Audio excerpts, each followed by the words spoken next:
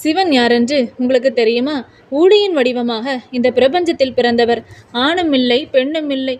அவருக்கு பிறப்பும் இல்லை, இறப்பும் இல்லை. பிரபஞ்சத்தின் ஆதி மூலமாவன். எல்லா உயிருக்கும் மூத்தவன் அவனே, உரிமையானவனும் அவனே, ஹரியும் அவனே, பிரம்மனும் அவனே, படைக்கும் பரம்பொருளும் அவனே, இறப்பின் நாயகனும் அவனே.